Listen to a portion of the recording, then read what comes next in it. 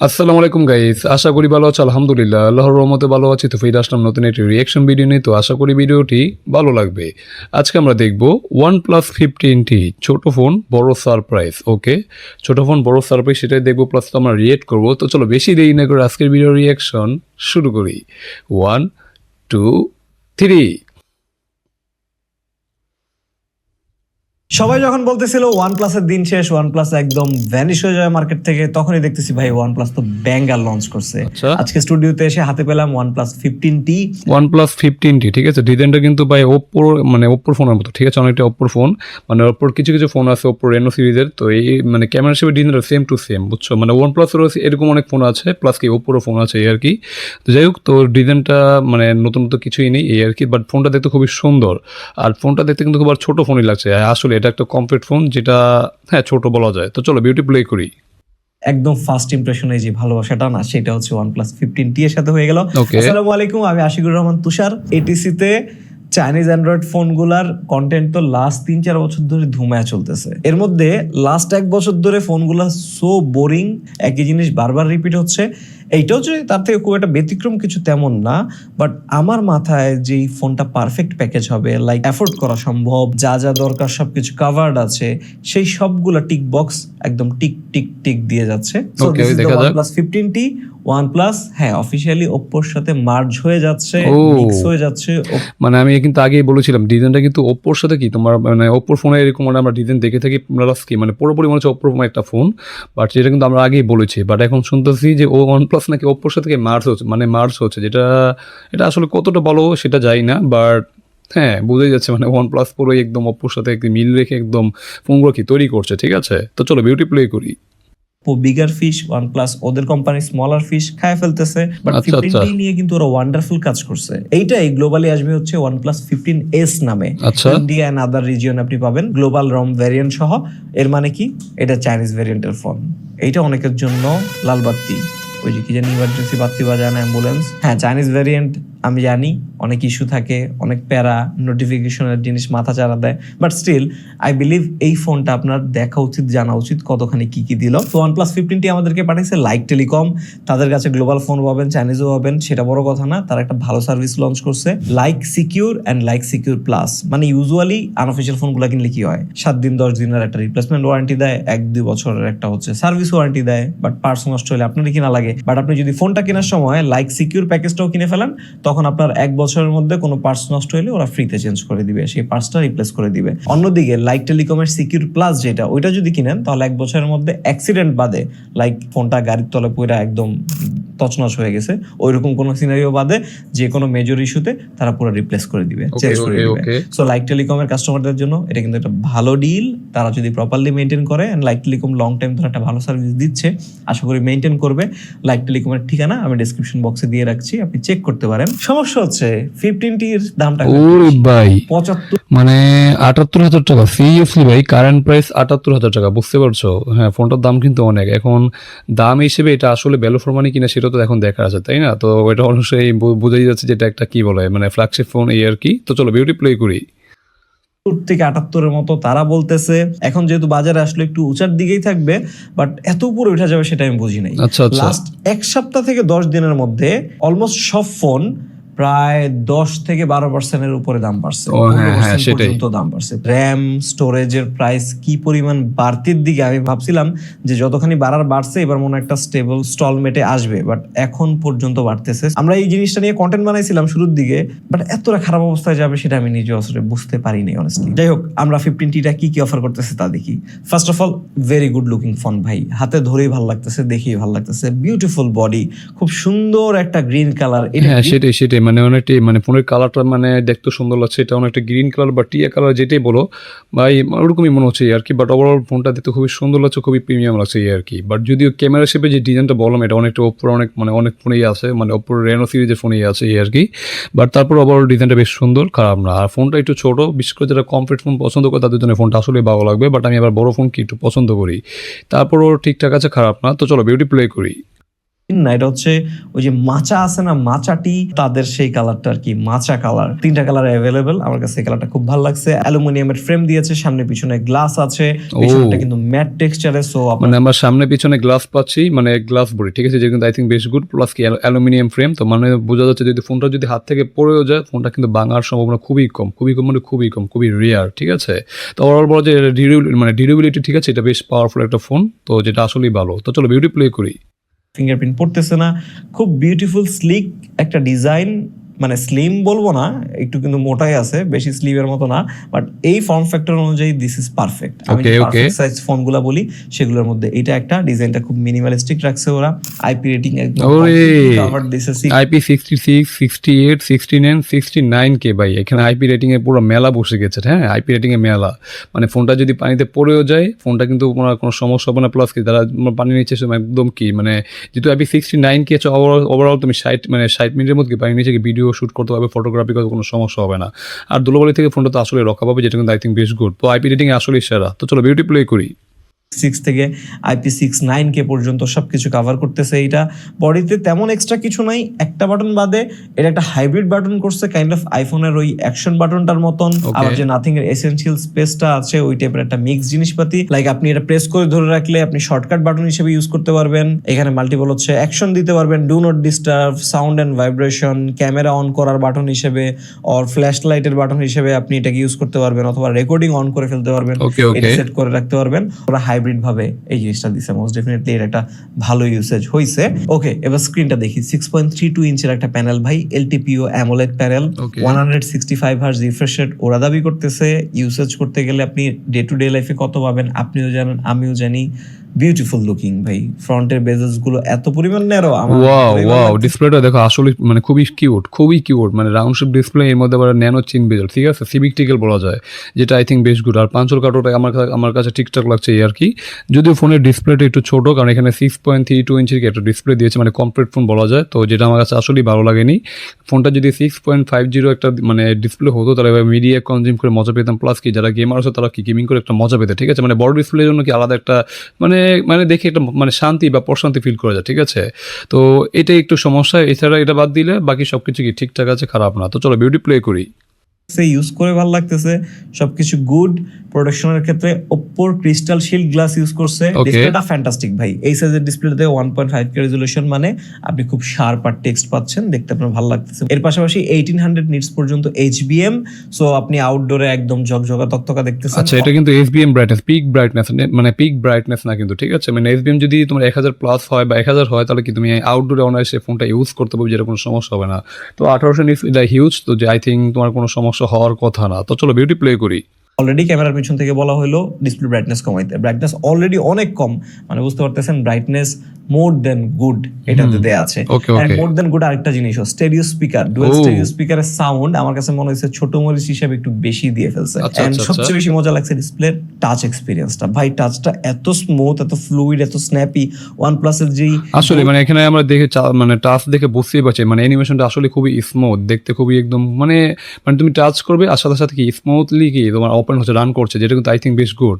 তো এর অনেক ফোনে কি আমরা ফোন কেনার পরে কি ফোনটা হ্যাং ল্যাগ করে, বাট এখানে কোনো হ্যাং ল্যাগ নেই, তুমি মানে স্মুথলি টাচ করবে, স্মুথলি ওপেন হবে, ঠিক আছে, যেটা আসলেই ভালো। তো চলো বিউটি প্লে করি। গোল্ডেন এরাটা ছিল তখন, যে স্ন্যাপিনেস এর ব্যাপারটা ছিল না, সবকিছু বাটারি স্মুথ, সবকিছু ফাস্ট, মানে টাচ করতেই ভালো লাগে এমন একটা ফিল আমি এইখানেও দেখতেছি। এটার পিছনে দুইটা কারণ আছে। নাম্বার 1, ওরা একটা এক্সট্রা চিপ ইউজ করছে just for touch enhancing, touch এক্সপেরিয়েন্সটা বেটার করতে, রেজিস্ট্রেশন বেটার করতে। এন্ড আদার থিং হচ্ছে ওরা যে ডিসপ্লে প্যানেলটা ইউজ করতেছে এটা টিয়ানমার। সো টিয়ানমা BOE এর প্যানেলগুলো এখন বেশি ইউজ হইতেছে, এন্ড এগুলা কিন্তু মাচ মোর সেফার গ্রিন লাইনের যদি কথাবার্তা বলেন, কারণ OnePlus এর সাথে কিন্তু গ্রিন লাইনটা ওতপ্রোতভাবে জড়িত। মানে গ্রিন লাইন চিনে, যদিও এখন OnePlus ওইভাবে গ্রিন লাইন পড়ে না ভাই। বাকি 10টা কোম্পানির যেরকম গ্রিন লাইন রেকর্ড, OnePlus এর এখন সেই রকমই record, and that is very low. And ডিসপ্লেতে চেরি অন টপ হিসেবে আল্ট্রাসনিক ফিঙ্গারপ্রিন্ট সেন্সর দিয়েছে, যেটা খুবই ভালো। পারফেক্ট পজিশনিং এ ভাই। ইউজুয়ালি এরা ফিঙ্গারপ্রিন্টটা একদম নিচে দিয়ে রাখে, খুব বিরক্ত লাগে, প্রতিবার আমি হচ্ছে এটা নিয়ে অবজেকশন করি। মানে আল্ট্রাসনিক ফিঙ্গারপ্রিন্ট আমি যতবার দেখেছি, মানে ফোনটা কিন্তু ঠিকঠাক ভাবে পারফেক্ট জায়গায় কি তোমার এটা দিয়ে মানে সেট করে রাখে, যেটা কিন্তু আই থিঙ্ক বেশ গুড। বাট অপটিক্যাল হলে কি একেবারে নিচে দিয়ে রাখে, যেটা একটা সমস্যা। মানে তোমরা ধরে রাখতে পারো যে আল্ট্রাসনিক ওইটা উপরে দেয়, মানে পারফেক্ট পজিশনে দেয়, আর অপটিক্যাল মানে ফিঙ্গারপ্রিন্টগুলো কি একটু নিচে দেয়, যেটা পারফেক্ট পজিশন হয় না, তখন একটু সমস্যা হয়ে যায়। বাট এটা আল্ট্রাসনিক হওয়ার বেশ ফাস্ট, প্লাস কি একদম স্মুথলি কি মানে তোমার কি আনলক হচ্ছে, যেটা কিন্তু আই থিঙ্ক বেশ গুড। তো চলো বিউটি প্লে করি। বাট এবার একদম পারফেক্ট পজিশনে আল্ট্রাসনিক দিছে, সো OnePlus ডিসপ্লেতে অ্যাটলিস্ট A+ পাবে। এন্ড এরপর আমরা হার্ডওয়্যারে চলে যাই। এটা লিটারালি কোনো জায়গায় ছাড় রাখে নাই ভাই। স্ন্যাপড্রাগন 8 Elite Gen 5 সবচেয়ে ফ্ল্যাগশিপ, সেরা সবচেয়ে টপ। স্ন্যাপড্রাগন 8 Elite Gen 5 একদম সেরা চিপসেট ভাই, সেরা মানে স্ন্যাপড্রাগনের লেটেস্ট চিপসেট এখন বর্তমানে এইটাই। যদিও আমি যতদূর জানি মানে 8 Elite Gen 6 Pro এরকম একটা বের হয়েছে বা বের হবে হয় আই থিঙ্ক, মানে আসবে। বাট এখন পর্যন্ত এটাই বলতে পারো সেরা একটা চিপসেট, যেটা দিয়ে তুমি রেগুলার কাজ, multitasking, video editing, gaming, each and everything সব কাজ অনায়াসে করতে পারবে, কোনো সমস্যা নয়। যদি এই চিপসের একটা সমস্যা কি একটু মানে ফোনটাকে কি একটু গরম করে ফেলে, ঠিক আছে, বাট গরম করে কি ফোনটা কিন্তু ল্যাগ করবে না, পারফরমেন্স কিন্তু তোমার ল্যাগ করে না, যেটা কিন্তু আই থিঙ্ক বেশ গুড। তো যেটা দিয়েছে এটা আসলে একটা পাওয়ারফুল এসওসি প্লাস কি ফ্ল্যাগশিপ চিপসেট বলতেই পারো। তো চলো বিউটি প্লে করি। আপনার চিপসেটটা দেয়া আছে, আপনি র‍্যাম পাচ্ছেন 12GB, 16GB Okay, option, okay. LPDDR5X Ultra ultra Pro, প্রোটা okay, একদম okay. হাইয়েস্ট। আপনি স্টোরেজ পাচ্ছেন UFS 4.1, যেটা খুবই ভালো। 1 থেকে 1 টেরাবাইট পর্যন্ত অপশন, মানে একদম ম্যাক্সড আউট থিংস। পারফরম্যান্স নিয়ে আপনার সেকেন্ড টাইম চিন্তা করতে হবে না। চিন্তা করার বিষয়টা কি, সেটা হচ্ছে হিটিং। কারণ স্ন্যাপড্রাগন 8 Elite Gen 5 ভালো পরিমাণ পাওয়ারফুল, এন্ড সেই কারণে হিটটাও কিন্তু অতটা কন্ট্রোলে রাখতে পারে না। হ্যাঁ, যেটা বললাম আমরা, ফ্ল্যাগশিপ ফোনগুলো যেগুলো লিটারালি এইরকম সাইজ, এটার তুলনায় সেগুলো অনেক বড় কুলিং টেম্বার দিয়ে আরো অনেক হিট ডিস্ট্রিবিউশন এরিয়া পাওয়ার কারণে ওগুলো একটু লাইনে রাখার চেষ্টা করে, তাও দেখা যায় মিজারেবলি ফেল করে অনেক কোম্পানির ফোনগুলাই। সেখানে এরকম কম্প্যাক্ট বডিতে SD 8 Elite Gen 5 কতখানি হচ্ছে হিট কন্ট্রোল রাখতে পারতেছে, সেটা একটা দেখার বিষয়। ওরা একটা কুলিং চেম্বার দিছে, vapour cooling chamber most definitely থাকার কথা, বাট আমরা প্র্যাকটিক্যাল ইউসেজে বিশ্বাসী। আমরা গেম খেললাম, ইউজুয়ালি যে 4-5টা খেলি মোটামুটি delta force, PUBG mobile, call of duty, Genshin impact, okay ডিসপ্লেতে উঠাই দিচ্ছি। এগুলো নিয়ে এখন কথা বলার মতো তেমন কিছু নাই। এইটা পার্টিকুলার গেমাররা কিনবেন না। যদি গেমিং এর চিন্তা কারো থাকে যে লাইক টপ 3 থিংস এর মধ্যে এই ফোন কেনার পর হবে, আপনি একটা গেমিং রিভিউ বা কন্টেন্ট আলাদা দেখে নিলে আরো বেশি ক্লিয়ারার হবেন। যেটা মূল ব্যাপার, হিটিং ওভারহিট হচ্ছে ভাই, একদম এক্সেসিভ হিট বলবো না। আমরা AnTuTu চেকের সময় 41 to 42 ডিগ্রি সেলসিয়াস পর্যন্ত রেজিস্টার করতে পারছি ম্যাক্স। ফোন যখন আপনি ডিসপ্লে ব্রাইটনেসটা বেশি রেখে ইউজ করতেছেন হিট হচ্ছে, মোবাইল ডাটা ইউসেজ করে আপনি ইউজ করতেছেন হিট হচ্ছে, এটাতে আপনি হিটিং উপস্থিত পাবেন। এইটা হচ্ছে একটা নেগেটিভ পার্ট, যেটা আসলে সমস্যা। কোন ভাবে নেগেটিভ, এই ধরনের পাওয়ারফুল জিনিস গরম হবে, এইটাই স্বাভাবিক। এখন আপনি যদি বলেন যে না ভাই আমার ফোন হিট হইতে পারবে না, তাহলে ডেফিনেটলি আপনি এটার থেকে 2-3 লেভেল লোয়ার চিপসেটের দিকে, স্পেশালি S সিরিজের চিপসেটের দিকে গেলে ওইগুলাতে একটু শান্তিটা বেশি এন্ড পারফরমেন্সও ভালো পাওয়া যায়। হ্যাঁ অবশ্যই, মানে এটা অবশ্যই এটা পাওয়ারফুল এসওসি, মানে এটা দিয়ে আমরা গেমিং থেকে শুরু করবো, ওরা তো সব কাজ করতে পারবো, বাট এই চিপসেটটাকে আসলে গরম করে, তো যেটা আসলে একটা সমস্যা। এখন তোমার যদি হিট জেনারেশনে যদি কোনো প্রবলেম না থাকে, তাহলে তুমি এটা ফোনটা দেখতে পারো, ঠিক আছে, কারণ তোমার কিন্তু পারফরমেন্স কি ল্যাগ করবে না, বাট একটু বেশি হিট জেনারেট করে, যেটা একটা আসলে সমস্যা। বা অনেক সময় কি হাতে অনেক হাত তোমার কি পুরো যেতে পারে, পড়বে না, মানে হাতে অনেক গরম লাগবে আর কি। এখন এটা নিয়ে প্যারা না থাকলে তোমরা এটা অবশ্যই দেখতে পারো। তো চলো বিউটি প্লে করি। যায়, বাট আমি অ্যাজ এ ইউজার যদি কিনতাম, আমি এই পরিমাণ হিটিং এর সাথে মোটামুটি অ্যাডজাস্ট হয়ে নিতাম। হার্ডওয়্যারের বাকি পার্টে চলে যাই। ব্যাটারি বাকি আছে 7500, wow impressive mAh silicon carbon battery. মানে আমরা ছোট একটা কমপ্লিট ফোনের মধ্যে পাচ্ছি 7500 mAh এর বিশাল বড় সড়ো ব্যাটারি, যেটা কিন্তু আসলে হিউজ, মানে যেটা আসলে স্ট্যান্ডার্ড, ঠিক আছে। বর্তমানে স্ট্যান্ডার্ড বলতে পারো 6500 বা 6000 বা 7000 কি বলতে পারো, বাট এখানে স্ট্যান্ডার্ড থেকেও কি বেশি দেওয়া আছে, যেটা আই থিঙ্ক বেশ গুড। 7500 mAh এটা আসলেই ভালো। তো চলো বিউটি প্লে করি। এই বডিতে 7500 mAh 8 থেকে 9 ঘন্টার মতন এসওটি আপনি মোটামুটি ইজিলি বের করে নিয়ে আসতে পারবেন। কিছু ক্ষেত্রে যারা হেভি ইউসেজ করেন, ব্রাইটনেস বেশি থাকে, মোবাইল ডাটা ইউসেজ বেশি হয়, তাদের একটু কষ্ট হতে পারে, বাট 8 ঘন্টার মতন এসওটি আপনি পাবেন। অন্যদিকে বক্সে 100 ওয়াটের চার্জার ওরা দিয়ে দিছে, ওই সাইডেও ভেরি গুড। 50 মিনিটের মধ্যে মোটামুটি ফুল চার্জ হয়ে যায়।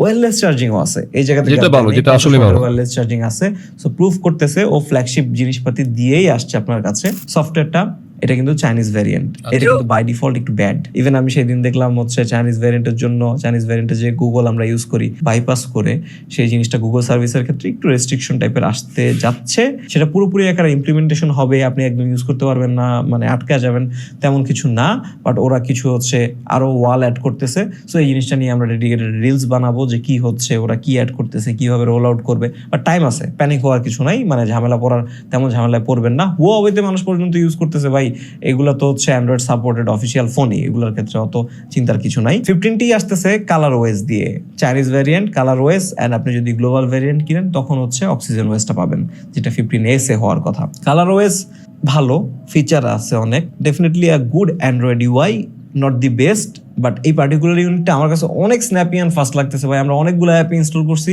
মানে ওর ফ্লুইডিটি দেখে, ওর স্মুথনেস দেখে আমার কাছে যারপনায় বারবার ভালো লাগতেছে। সমস্যা হয়ে গেছে চাইনিজ জিনিসপাতি, চাইনিজ রমে চাইনিজ জিনিসপাতি থাকবে, এটা আপনারা জানেন। বাট ভিভোর আইকিউর ক্ষেত্রে আমরা যেমন দেখি যে 98% ইংলিশ হয়ে যায়, 1-2% সর্বোচ্চ চাইনিজ জিনিসপাতির দেখা পাওয়া যায় সারা লাইফে। এটা কিন্তু তেমন না, এখানে কিন্তু অনেক জিনিসপাতি চাইনিজ আছে অ্যান্ড চাইনিজ থেকে যায়, অ্যান্ড আপনি মাঝে মধ্যে চাইনিজ জিনিস এনকাউন্টার করবেন সেটিংসে, বিভিন্ন জায়গায় বিভিন্ন ডিফল্ট ব্রাউজার থাকে এইসব জিনিসপাতির ক্ষেত্রে। সো একটু চাইনিজ জিনিস আপনার দেখা পাইতে হবে। এইসব জিনিসগুলো আর একটু যদি ইংলিশের পরিমাণটা বাড়তো তাহলে হচ্ছে আমার মনে হয় বাংলাদেশের অডিয়েন্সের জন্য, কাস্টমারদের জন্য আর একটু ইজিয়ার হইতো। হ্যাঁ সেটাই, মানে চাইনিজ ফোন তো চাইনিজ ফোনে চাইনিজ লেখা বেশি, যেটা আসলে একটা সমস্যা বলতে পারো। এখন যাদের চাইনিজ ফোনে প্যারা নেই তারা অবশ্যই দেখতে পারো, বাট চাইনিজ ফোনটা আসলে চাইনিজ লেখাগুলো একটু বেশি দেখা যাচ্ছে, যেটা আসলে একটু সমস্যা। তো চলো বিউটি প্লে করি। এটা একটু নেগেটিভ দিকে হলেও থাকবে। অন্যদিকে পজিটিভ সাইড হচ্ছে 4 ইয়ারের অ্যান্ড্রয়েড আপডেট হচ্ছে, ইমপ্রেসিভ। ওরা ওদের ফ্ল্যাগশিপ সিরিজের ক্ষেত্রে দেয়, লাস্ট টাইম পর্যন্ত আমরা দেখছিলাম। সো এক্সপেক্ট করতে পারি এটা তো 4 বছর অন্তত অ্যান্ড্রয়েড 20 পর্যন্ত আমরা দেখতে পাচ্ছি, যেটা আই থিঙ্ক বেশ গুড। মানে একটা ফোন আমরা বেসিক্যালি 3 থেকে 4 বছর ইউজ করি, তো আমরা 4 বছরের আপডেট পাবো, যেটা আসলেই ভালো, খারাপ না। তো 4 বছর তুমি লেটেস্ট অ্যান্ড্রয়েডের সাথে থাকতে পারবে, তো এটা আসলেই ভালো। তো চলো বিউটি প্লে করি। এআই ফিচার আছে অনেক, এত কথায় না যাই। সফটওয়্যার সাইডটা এটার মোটামুটি ভালো, অত জোস না। বাকি build quality, display, performance, hardware সবকিছুর মতো। আর বাকি যে অর্গানটা আছে সেটাও মোটামুটি same, that is the camera. ক্যামেরায় খারাপ বলবো না, দেখা যাক ক্যামেরাতে কি আছে। অত জোস না, দুইটা লেন্স ইউজ করছে এই কারণে। আলট্রা ওয়াইড নাই, এটা অনেকের জন্য রেড ফ্ল্যাগ। আবার এই প্রাইস অনুযায়ী আপনি মাইনা নিতে পারেন, যখন আপনি দেখবেন 50 মেগাপিক্সেলের প্রাইমারি আছে এন্ড 50 মেগাপিক্সেলের টেলিফটো আছে 3.5। হ্যাঁ টেলিফটো থাকলে অনেক সময় আলট্রাওয়াইড না দিলেও অনেক সময় মেনে নেই, এটা স্বাভাবিক, অস্বাভাবিক কিছু না। বাট যখন বাজেট তোমার 70,000 প্লাস 78,000 টাকা, অলমোস্ট 80,000 ছুঁই, তখন এখানে সেটআপটা যদি 3টা হতো তাহলে আসলে বেটার হতো, কারণ একটা আলট্রাওয়াইড দেওয়া দরকার ছিল, বাট তারা কিন্তু সেটা করেনি। তো এখানে তারা কস্ট কাট করেছে, বাট কিন্তু কস্টটা কিন্তু কাট, মানে হ্যাঁ ক্যামেরাটা পুরোপুরি কাট করে দিয়েছে, বাট কিন্তু কস্ট কাট করেনি, যেটা কিন্তু আসলে সমস্যা। তো ওই হিসেবে একটা আলট্রাওয়াইড দিলে আসলেই বেটার হতো। তো যেটা কম্বোটা ঠিকঠাক হতেও মানে হয়েও হলো না, এরকম একটা অবস্থা। তো চলো বিউটি প্লে করি। অপটিক্যাল জুম সহ এই দুইটাই সবচেয়ে বেশি ইউসেজ হয় অনেস্টলি। Last Okay. টাইম ওরা যেই সেন্সরটা ইউজ করছিল প্রাইমারিতে IMX 906 মোস্ট প্রবাবলি, খুব ভালো একটা সেন্সর ছিল। এবার কিন্তু ওরা সনি 700C তে চলে আসছে। 50 মেগাপিক্সেলের যে টেলিফটোটা আছে এইটাও গুড এনাফ। এখন ছবিগুলো কেমন আমরা দেখি, বেশ কিছু ছবি তুলেছি।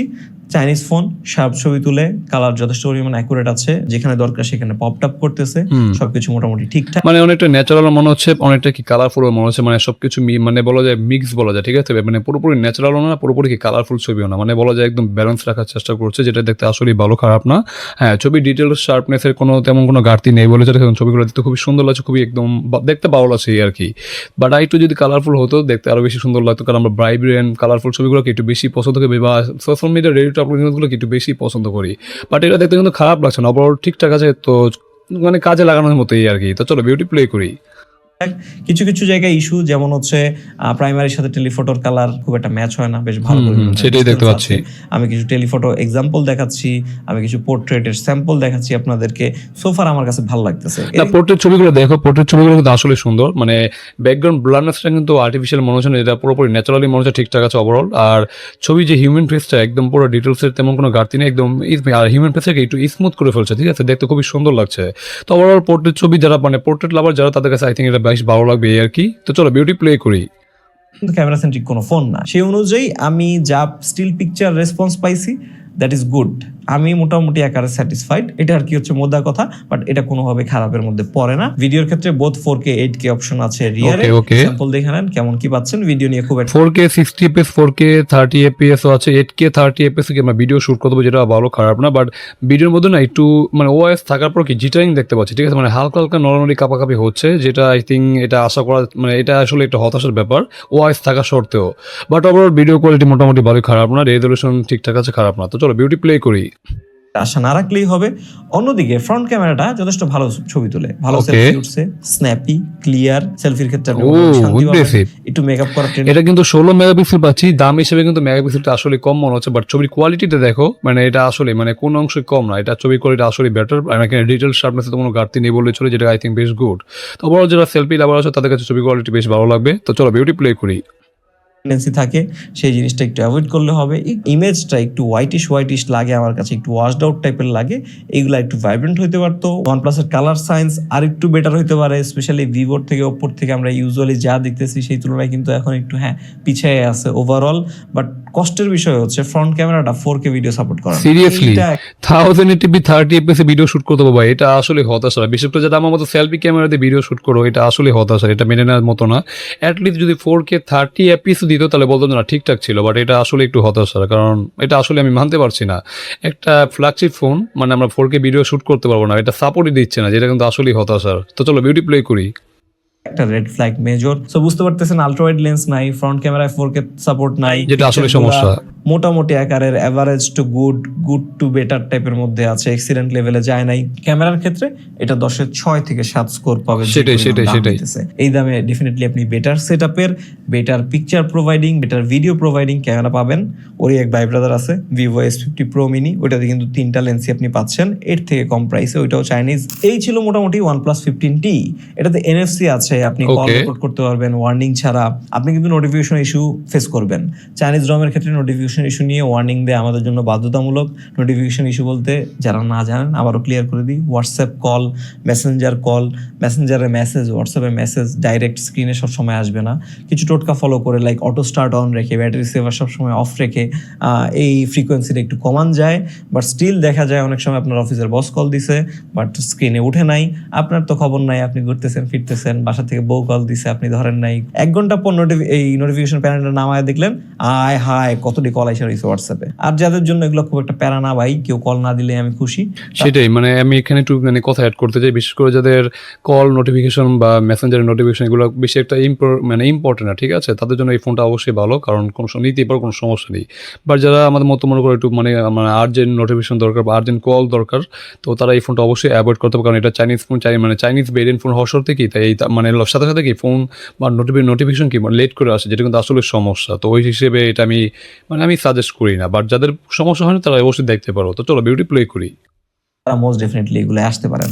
এখন OnePlus 15T আমার পার্সোনালি অনেক পছন্দ হয়েছে, বাট ডেফিনেটলি 70,000 টাকার নিচে না নামলে এটা আপনাকে ওইভাবে আমি সাজেস্ট করতে পারবো না। সেটাই আমার মনে হচ্ছে এখন যে সিচুয়েশন, দামটা বাইরে 80-র উপরেও চলে যেতে পারে। যদি এখনো কেউ নিয়ে নিতে চান, স্পেশালি OnePlus ফ্যান যদি কেউ থাকেন, এই ডিভাইসটার ক্ষেত্রে ওরা বেশ ভালো আউটপুট দিছে, ভালো সব জিনিসপাতি এক প্রকার ঢাইলা দিছে, আলট্রা ওয়াইড লেন্সটা বাদে মোটা দাগে যদি আমি বলি। অন্যদিকে আপনি যদি অল্টারনেটিভ চান যে না আমি চাইনিজ নিব, ফাইন, বাট বেটার প্যাকেজ কি দিচ্ছে? Well, better value for money দিচ্ছে ভিভো S50 Pro Mini। ওইটাও চাইনিজ, দাম 10,000 টাকার মতন অলমোস্ট কম, যদিও এখন দাম বাইরে কই গেছে আমি ঠিক জানি না। ওটা তো বেশ ভালো জিনিস অফার করতেছে, কিছু জিনিস এটা থেকে একটু কম পাবেন, বাট হ্যাঁ ভ্যালু ফর মানি ওইটাও। সো আপনি দেখতে পারেন এই দুইটার মধ্যে দুইটাই আমার বেশ পছন্দের একটা ফোন। 15Tটা ভালো লাগছে পার্সোনালি। আপনার কাছে কেমন লাগছে? তো যাই হোক গাইস, এখানে ভিডিওটি শেষ হয়ে গেল। আমরা দেখে নিলাম OnePlus 15T ছোট ফোন বাট বড় সারপ্রাইজ, ঠিক আছে। সারপ্রাইজ বলতে এখানে সারপ্রাইজ আসলেই হয়েছি, মানে এখানে আমরা আল্ট্রা ওয়াইড পাচ্ছি না, যেটা কিন্তু আসলে একটু হতাশার ব্যাপার ছিল। আর সেলফি ক্যামেরা কি আমরা 1080p ভিডিও শ্যুট করতে পারবো, মানে 4K নাই, যেটা আসলে একটু সারপ্রাইজ হয়েছি, যেটা আসলে হতাশার সারপ্রাইজ বলতে পারি এই আর কি। বাট ওভারঅল যদি বলি ফোনটা আসলে খুবই পাওয়ারফুল একটা ফোন, মানে অলরাউন্ডার ফোন বলতেই পারো। ক্যামেরা মানে ছবির কোয়ালিটি মোটামুটি বেশ ভালোই ছিল, প্লাস ভিডিও কোয়ালিটি মানে বিশেষ করে মেন ক্যামেরা ভিডিও কোয়ালিটি ওইটা বেশ বেটার, মানে বিশেষ করে যারা কন্টেন্ট ক্রিয়েটর আছে তারা এই ফোনটা দেখতে পারো, খারাপ না।